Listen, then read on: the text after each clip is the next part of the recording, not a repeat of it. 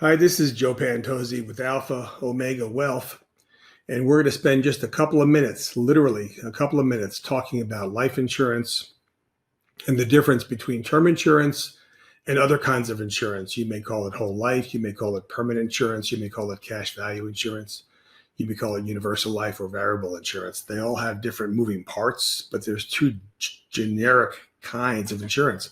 One is called term insurance and one is called permanent insurance or cash value insurance.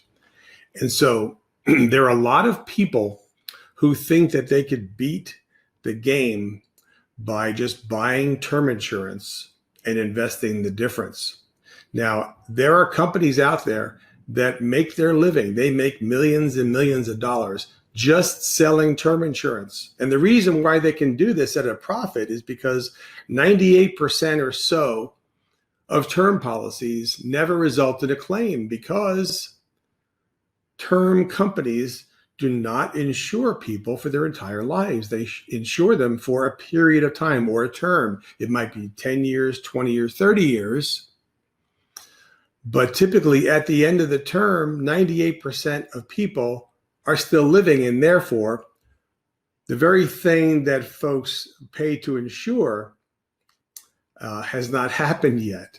So they insure it against an early death, and they're literally betting against the insurance company, because when an insurance company insures you, they're betting that you're going to live 20 years or more. So think about this. As you get older, the insurance company wants to insure you during the period of time when you're going to be alive. I know this sounds counterintuitive, but look at this curve. As you get older, the pure cost to insure a life is going to approach 100%. So let's say that you're 99 years old. You have a really good chance of not making it to 101. So if you bought a $100,000 policy, the insurance company might literally charge you $99,000. So when we model a whole life policy, what we're doing is we're filling up a box shown here on the graph. And there's no mystery about it. There's no magic. Any insurance company has to pay for mortality costs, whether the insured dies tomorrow or whether they die 100 years from now. Any insurance company has to calculate or has to allow for an amount of interest that they hope to earn or an amount of interest that they may not earn based on what the market might do to them or for them. Thirdly, any insurance company has to have overhead. They have paid employees, they have salespeople, they have management, they have shareholders possibly. So they have a cost there.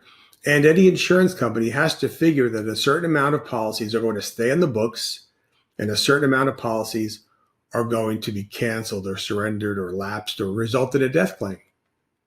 And that's called persistency. So if you want to play the game and bet against the insurance company, you can buy term insurance, but most of the time, namely about 98% of the time, the insurance company is going to win because that term policy is not going to result in a death claim. But in the meantime, you're going to be paying increasing costs, whether you buy a policy for 10, 20, or 30 years. At the end of 30 years, your premium is no longer locked in. And you'll either have to pay the exorbitant cost in year 31 or go out and find a new policy. Or you can fill up the box and create a model based on what an insurance professional would show you, where the box filled up with value in the early years will more than compensate for the higher costs of providing a death benefit all the way through your lifetime. And that is the basic difference. There are a lot of details we could talk about. There are a lot of policy clauses and contract provisions. There's loans and there's dividends and there's guarantees. But I wanted to give you kind of an overview of the two very generic kinds of life insurance: term insurance and permanent insurance. So we will continue to develop these thoughts. You can call us or write to us, info@alphaomegawealth.com. If you have a question, we'd be happy to answer it or get on a call and give you 45 minutes for some kind of an intro orientation, and be happy to talk to you. So give us a call and we'd be happy to hear from you. Thanks.